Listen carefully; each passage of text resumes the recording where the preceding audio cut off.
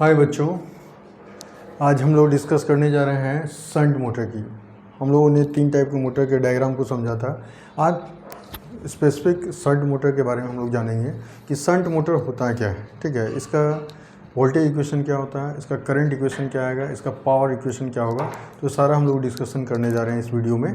ठीक है, और इसका एप्लीकेशन कहाँ पे हम लोग यूज करते हैं ये भी हम लोग इस वीडियो में डिस्कस करेंगे आज। ठीक है, तो शंट मोटर सबसे पहले इस डायग्राम से समझेंगे। ये शंट मोटर का आपका डायग्राम है। ठीक है, तो शंट मोटर के डायग्राम में ये क्या है, इफ द फील्ड वाइंडिंग, ये आपका फील्ड वाइंडिंग है, ये आपका क्या है, फील्ड वाइंडिंग है। Okay, if the field winding is connected in parallel with armature, ये आपका क्या है, आर्मेचर है। ओके, तो अगर फील्ड वाइंडिंग आर्मेचर के साथ पैरेलली कनेक्टेड है तो that's why this is called shunt motor. ठीक है, अब यहाँ पे जब वोल्टेज अप्लाई किया जाता है तो ये प्लस माइनस इसका पोलरिटी है, ये लाइन करंट या लोड करंट है। यहाँ पे इसका ये पॉइंट, यहाँ से देखिए एक करंट इधर की ओर चला गया और एक करंट इधर, ये आर्मेचर में जो करंट जाएगा वो आई से रिप्रेजेंट करेंगे, that is the armature current. और ये फील्ड में जो करंट जाएगा ये ISH शंट फील्ड करंट होगा, और यहाँ का रेजिस्टेंस जो है वो RSH।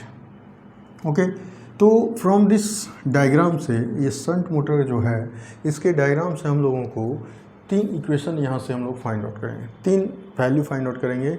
एक करंट का इक्वेशन क्या होगा, एक वोल्टेज का वैल्यू क्या होगा, और एक पावर का इक्वेशन क्या आएगा। ठीक है, तो करंट, वोल्टेज एंड पावर का इक्वेशन हम लोग लिखने जा रहे हैं यहाँ पे। ओके, तो करंट का जो इक्वेशन होगा इस डायग्राम से आप देखिए, इस करंट का इक्वेशन हम लोग क्या लिखेंगे, तो यहाँ पे देखिए करंट का जो इक्वेशन होगा इस जगह से देखिए, ये यहाँ से इस नोड, मान लीजिए ये नोड है, नोड पे हम लोग क्या अप्लाई करते हैं, KCL थ्योरम। यहाँ पे क्या अप्लाई करते हैं, किरचॉफ्स करंट लॉ।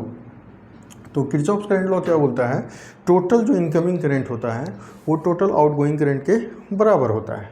ठीक है, तो ये हम लोग जानेंगे। और तो यहाँ से देखिए करंट का इक्वेशन क्या आएगा, ये शंट मोटर के केस में तो टोटल इनकमिंग करंट यहाँ पे क्या है, IL, और टोटल आउटगोइंग करंट क्या है, IA प्लस क्या है, ये ISH। ठीक है, तो लाइन करंट जो है वो sum of the armature current and shunt field current है। तो यहाँ से ये एक इक्वेशन आ गया, IL equal to IA plus ISH। ये करंट इक्वेशन के लिए लिख दिया हम लोगों ने। और वोल्टेज इक्वेशन जब लिखेंगे तो वोल्टेज इक्वेशन क्या हो, ठीक है, इन टर्म्स ऑफ जब वोल्टेज इक्वेशन हम लिखने जा रहे हैं तो वोल्टेज इक्वेशन क्या होगा, तो देखिए अगर फील्ड वाइंडिंग में वोल्टेज ड्रॉप की बात करें तो यहाँ का वोल्टेज ड्रॉप कितना होगा, V इक्वल टू क्या लिखेंगे, ISH इंटू RSH। ये वोल्टेज ड्रॉप कहाँ पे हो रहा है, तो इन द फील्ड वाइंडिंग में। फील्ड वाइंडिंग में हाउ मच वोल्टेज ड्रॉप, तो V equal to ISH into RSH। ISH क्या है, शंट फील्ड करंट है, RSH क्या है, शंट फील्ड रेजिस्टेंस है। ओके, अब हम पावर इक्वेशन की अगर बात करें तो पावर इक्वेशन यहाँ से क्या लिखेंगे, तो पावर इक्वेशन में जो इनपुट पावर है वो कितने के बराबर होगा। ठीक है, तो इनपुट पावर जो है उसका वैल्यू कितना हो, तो पावर इनपुट बराबर हम लोग क्या लिखेंगे, तो देखिए यहाँ पे क्या होगा, एक तो जितना मैकेनिकल इनपुट पावर दे रहे हैं तो कितना मैकेनिकल पावर डेवलप करेगा, तो इसमें मैकेनिकल पावर कितना डेवलप कर रहा है, और प्लस इसमें मैकेनिकल पावर डेवलप करने के बाद इसमें जो आर्मेचर में वो कितना लॉस हो रहा है और फील्ड वाइंडिंग में कितना लॉस हो रहा है, ये सारा लॉस ऐड होगा। तो आर्मेचर मतलब लॉसेस इन आर्मेचर बोल सकते हैं, लॉसेस इन आर्मेचर, और क्या बोल सकते हैं, लॉसेस इन फील्ड वाइंडिंग। ठीक है, क्योंकि यहाँ भी तो लॉस होगा। ठीक है, लॉसेस इन फील्ड वाइंडिंग कहने का मतलब जो पावर इनपुट पावर है वो क्या होगा आपका, V इंटू I होगा। और मैकेनिकल पावर डेवलप्ड को हम लोग PM से रिप्रेजेंट करते हैं, मैकेनिकल पावर डेवलप्ड। और लॉसेस इन आर्मेचर का मतलब क्या है, तो आर्मेचर मतलब इस पोर्शन में कितना लॉस होगा, तो IA स्क्वायर इंटू क्या हो जाएगा, IA स्क्वायर इंटू RA लिखेंगे। और यहाँ का जो लॉस होगा, लॉसेस इन फील्ड वाइंडिंग, तो वाइंडिंग कहाँ है, यहाँ है, तो यहाँ पे जो लॉस होगा वो क्या होगा, ISH स्क्वायर इंटू RSH होगा। ठीक है, ये फील्ड वाइंडिंग में लॉस हो रहा है, ये आर्मेचर में लॉस हो रहा है, ये मैकेनिकल पावर डेवलप हो।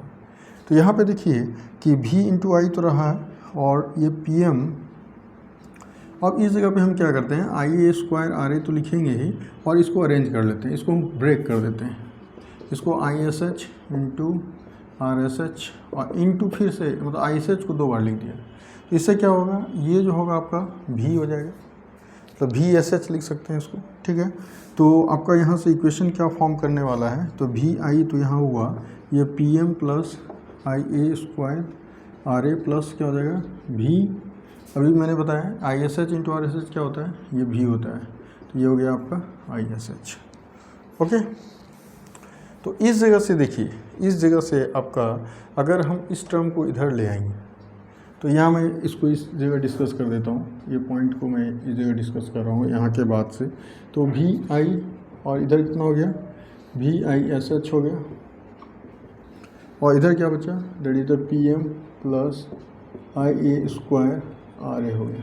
तो V यहाँ पे कॉमन ले लेंगे तो क्या होगा, I माइनस ISH हो जाएगा, और ये हो गया PM, ये हो गया IA स्क्वायर इंटू RA हो गया।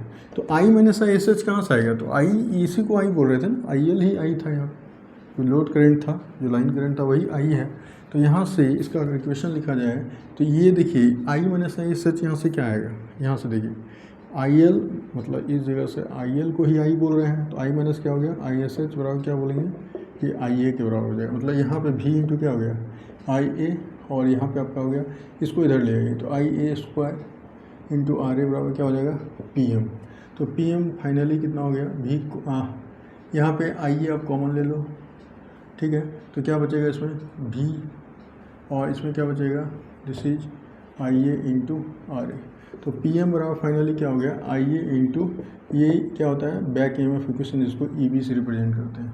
मोटर के केस में बैक EMF होता है EB बराबर V माइनस IRA, तो PM बराबर फाइनली आ गया EB इंटू IA। तो ये पावर इक्वेशन हो गया कि कितना मैकेनिकल पावर डेवलप कर रहा है मोटर के अंदर, जो शंट मोटर है इसमें कितना मैकेनिकल पावर डेवलप करेगा। ओके, तो ये आपका 3 इक्वेशन, एक करंट का इक्वेशन जो कि IL equal to IA plus ISH है, और एक वोल्टेज का equation V equal to ISH into RSH। ये वोल्टेज ड्रॉप कहाँ हो रहा है, फील्ड वाइंडिंग में हो रहा है, ये फील्ड वाइंडिंग था यहाँ पे, इसमें वोल्टेज ड्रॉप हो रहा है।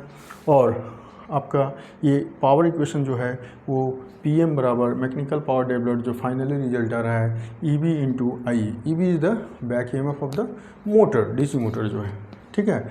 और ये जो मोटर है शंट मोटर, इसका हम लोग एप्लीकेशन कहाँ पे यूज करते हैं, ठीक है।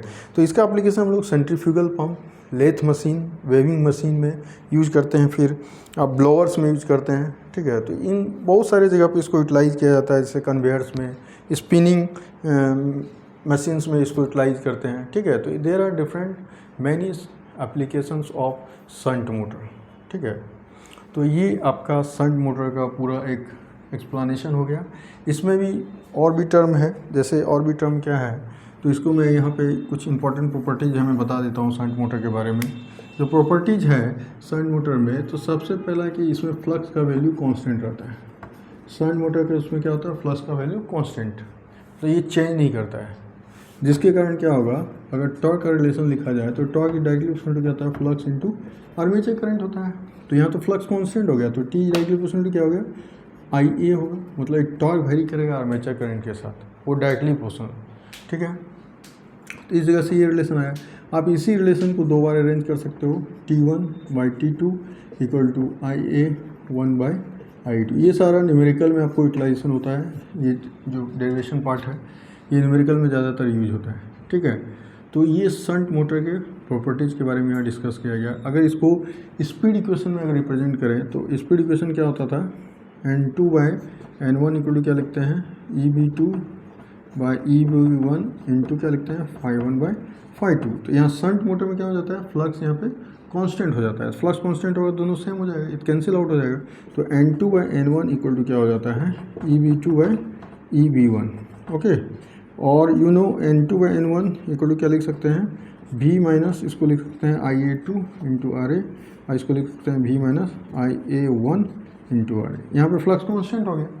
तो ये हुआ स्पीड इक्वेशन के टर्म में। तो ये आपको ज़्यादातर क्वेश्चन पूछा जाता है न्यूमेरिकल, जो आपका न्यूमेरिकल्स बनता है जिस पे बेस्ट क्वेश्चन ज़्यादातर पूछा जाता है, ठीक है।